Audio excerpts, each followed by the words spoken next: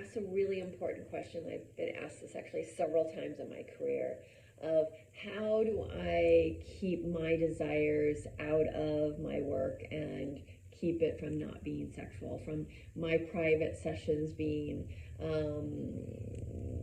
non-sexual. For me, how do I not act on those desires? And for me, there's just a clear line. I've been in the healing industry for so long that I know what's mine and I know what's for them. In a session, it's for them.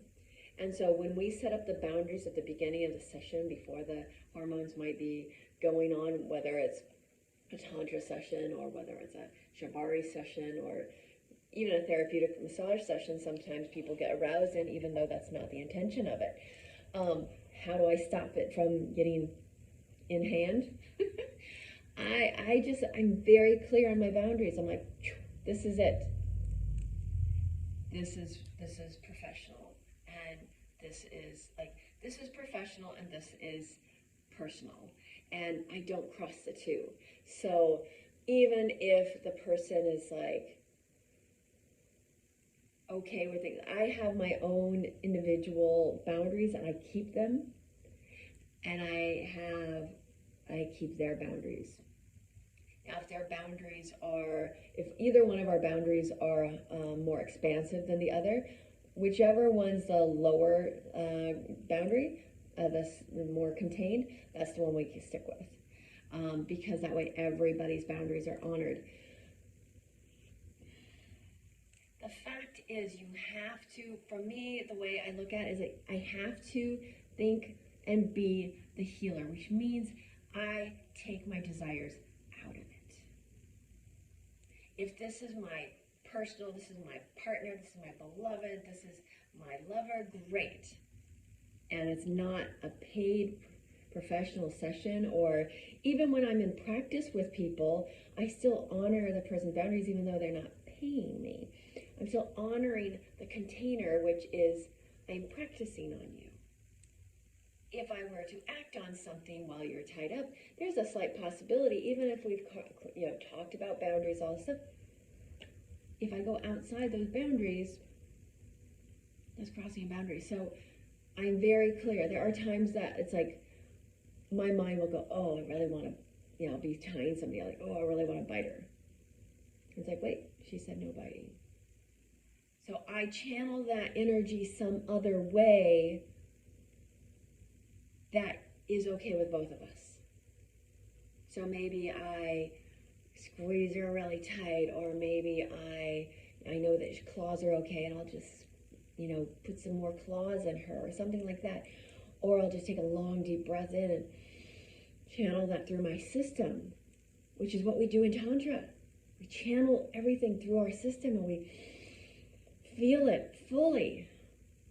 But then, in that situation, you don't act on it. Or you take a pause. Sometimes it's good just to, they're all tied up in rope and you're feeling like biting them, or you're feeling something else, and you walk away, staying in the room, but you go sit on the couch maybe, and you breathe. Or you make sounds around the room so they know you're still there.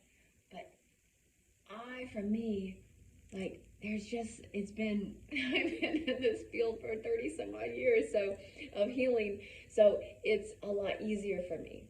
It's hard sometimes, it's like somebody's like, but aren't you attracted to your clients? I'm like, some of them, but it's rare that I get somebody that I'm attracted to on so many levels that I wouldn't be, attraction is only so much. It's like, you can be attracted to somebody. I remember tying this guy, beautiful, beautiful boy. I could be his mother. Beautiful. But it's just my whole system was even if he was more my age, just because he's beautiful doesn't mean I'm going to act on something, especially when he's in rope. Because for me, that's just abusing somebody. Even if he was consensual, which, we'd already talked about, it was a non-sexual experience. So it's just keeping my mind clear. What are the boundaries and who is this for? This is for them. If I were to put my desires in there, that would be for me. for me is my personal life. For me is not practice. For me is not my professional. Completely different.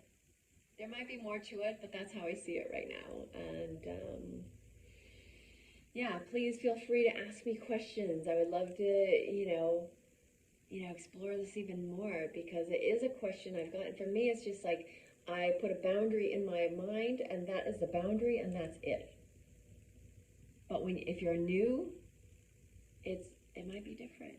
It's like when I was new, I still, I've been doing massage since I was like 8 or 9 years old.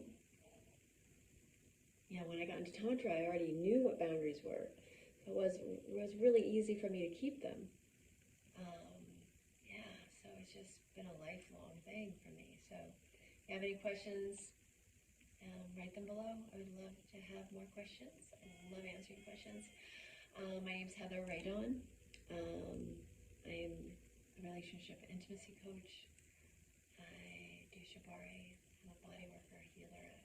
My true thing is that I'm a healer in whatever I do. So, yeah. Like this, comment, big hugs. Ciao.